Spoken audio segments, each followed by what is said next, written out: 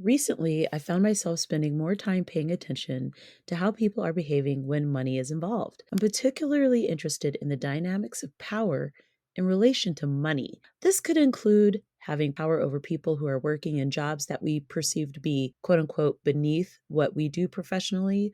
Or maybe we believe that we're supposed to be treated a certain way during a transaction or service based experience. Basically, someone else is doing something for us. Here's the thing.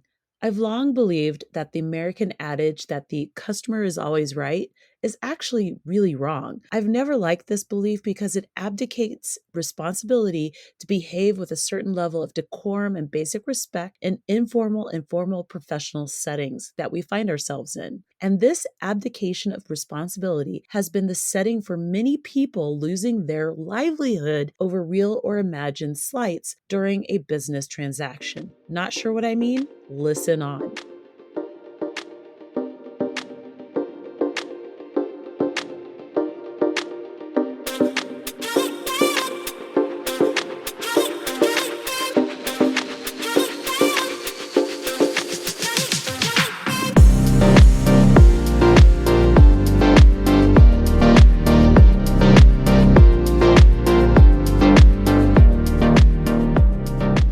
I love NaNoWriMo, but I really hate the timing. I'm not a fan of forcing something to happen. If you're not excited about the idea of pushing hard in November to write that first novel, but are super excited to get started in the new year, grab my course, Make Money with eBooks. I love making money with eBooks. It's literally my favorite passive income stream. Grow your brand or explore your creativity while writing your own books and self publishing. I've developed my course, Make Money with eBooks, to help would be authors, especially from underrepresented communities, finish their books, make money, and share their stories via self publishing. Buy the course, Make Money with eBooks, during the month of November and receive $50 off the group tier with the code HOLIDAY2021. There's also a limited number of VIP tier courses that you can get $100 off using the code VIP2021. These coupons are eligible for the paid in full option only. Americans give a lot of feedback about how other people are doing their jobs. Whether or not it's the barista at their favorite coffee shop, she did or didn't finish our order fast enough, the 1 minute exchange with a local cashier at the grocery store, why didn't he smile more, or the DoorDash driver who dropped off your dinner the night before. Americans are constantly assessing other people's work,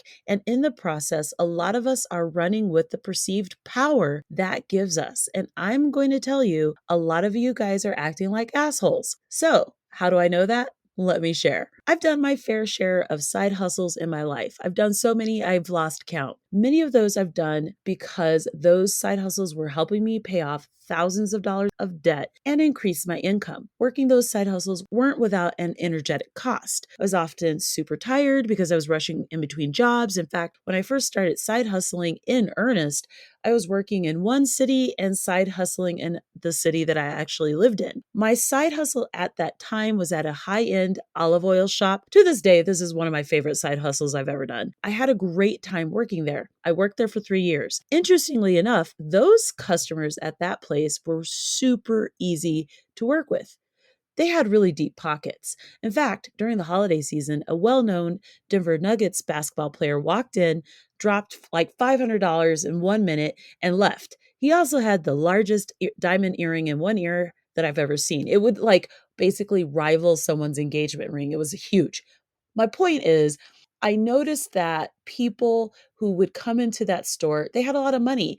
And so a lot of these weird shenanigans that I'm noticing, they just didn't do. They just came in, they spent, and they went. And it was a very cheerful, happy place. And I would go home with truffle salt and high-end olive oils and high-end vinegars. It was wonderful. I share all of this to say that that was one of my favorite side hustles. I was fortunate enough not to have to deal with a lot of the bullshit that people seem to be dealing with nowadays. If I hear another person talk about how someone else is doing in relation to what they expected, I'm going to freaking scream. Do you understand that some people are just trying to keep it together emotionally because, oh, I don't know, we're in a pandemic. People are crazy. I thought I would share 3 specific exchanges that I had recently with people that leaves me asking the following question. Are you the reason why your interactions with people doing service based work are so shitty? Maybe it's you. Denver and the state of Colorado is 100% open for business now. During a pandemic, that means a number of things. We have a ton of events happening at the same time. Denver is just a lot of fun during the normal times, but now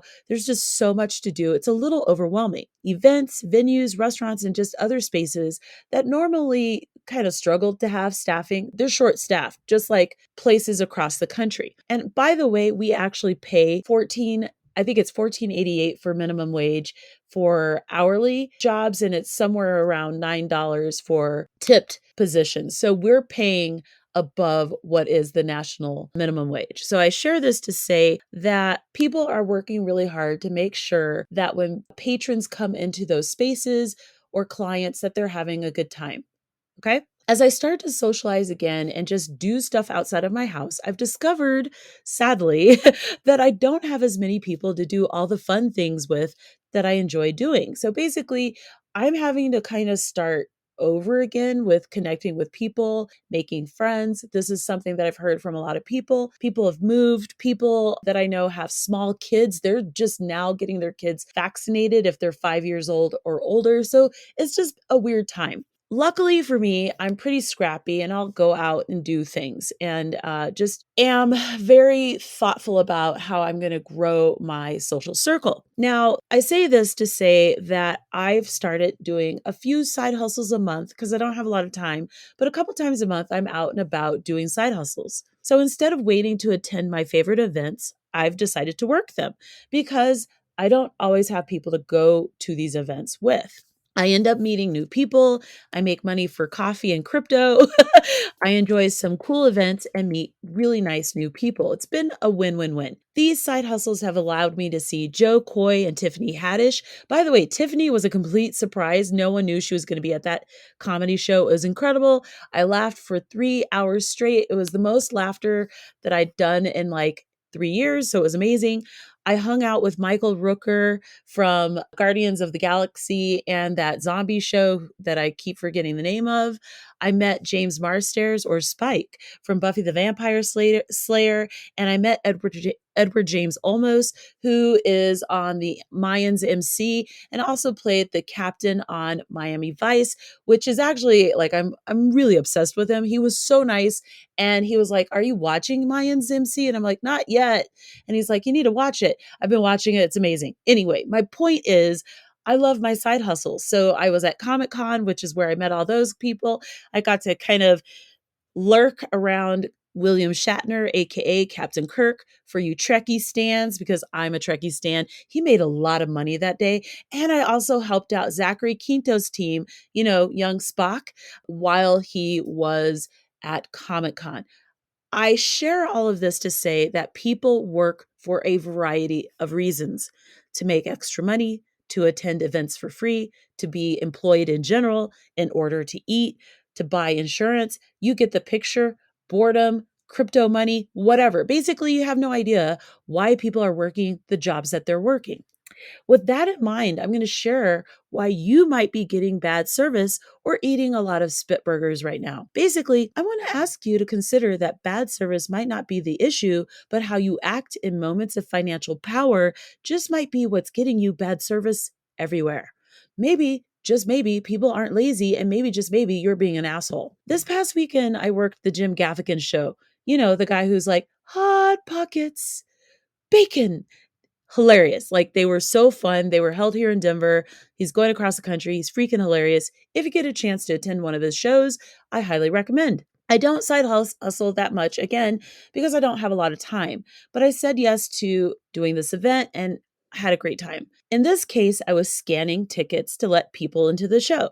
Now, I have to say, before I get into this story, people attending events since Denver has opened up, they've been amazing. Like, really, like, shockingly nice, super chill, really polite, just nice, easy to work with. But I had one lady on Friday show her complete ass. Not literally, but figuratively. She came into my line and with wild eyes says to me, "I left my phone in my car and it's a mile away, and I'm not going to go walk back to get it. You need to help me solve this problem." She must not have liked my expression related to how this had apparently become my problem because it wasn't my problem. Because she then proceeded to say, "That's not appropriate," my expression, "and need to come up with my plan B." And I smiled at her and I told her that her plan B was to walk over to that box office and have them help her. Now, here's the thing. I don't have to put up with people's bullshit, and I'm not going to. But ironically, if she'd just been pleasant, I could have helped her in the line.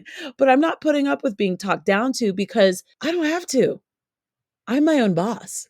At Comic Con, I had a really bizarre experience that a lot of people, Black people in particular, will shudder when I tell this story. Basically, I was helping people waiting for Zachary Quinto, again, young Spock. Comic Con stands, they are a fun time. They dress up, they imagine different worlds. They're really fun. I'm a Comic Con stan. So this was like a dream gig for me. But what was crazy was that one woman in line burst into tears because she thought she had offended me. Basically, we were talking about Denver, and I could tell that she lived in a surrounding suburb, and for whatever reason, she burst into tears. Now I'm looking at her like she's completely insane because there's no crying at Comic Con. Okay. And it's literally like one of the most joyful places to be. But two, I was thinking to myself, what if I was working a job that I needed and my boss had seen that and I'd lost my job because this woman randomly started crying about nothing? Because white women's tears are often weaponized in moments of perceived power over other people, typically other people of color. Now, it's my thought that she just had some things going on in her life that were going on, and she probably is just more sensitive about things happening nowadays than she normally would be. I know that I am, but it was a crazy experience. And I actually don't want to assume in this moment, I don't want to assume that there was any ill intent because the whole situation, it was like 3 minutes of crazy and then she was good. But I do wonder, what if? What if the situation had escalated? And what if I had needed that job versus just working it to hang out with Spike from Buffy the Vampire Slayer, which was literally my entire goal of working that event. And yes, I got to talk to him. James Marsters, he's a lovely man. Anyway, my point is, what if I'd needed that job and she had lost to me that job because she had power over me? Then there was a Twitter conversation that I had with a lovely person online. They are a lovely person. This person expressed that they were upset with their rideshare driver for not greeting them upon their entry into their car.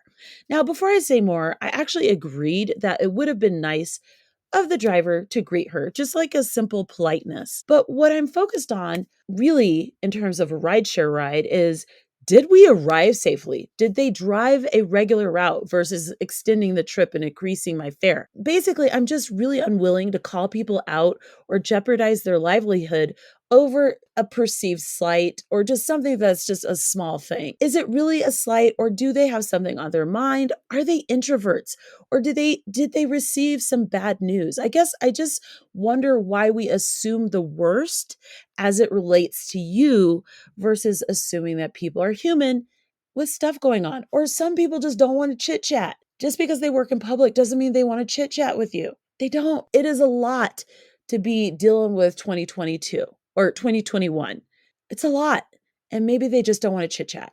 I share this episode to get people thinking about the role they play in the interactions that they're having with others, especially the interactions impacted by a low key power dynamic influenced by money. We do have a class system in the United States, even if you don't want to believe that's the case. I'll be candid and say that I personally get really good service. Like, I get outstanding service to a degree where my friends and family are constantly amazed by how good the service is that I get. I get free stuff all the time from the owners and staff of businesses that I patronize. They know who I am when I come in, we chit chat, like, I get treated very well. People know my name. They're excited to see me when I come in. In fact, today, when I went into one of my favorite coffee shops, it happened again.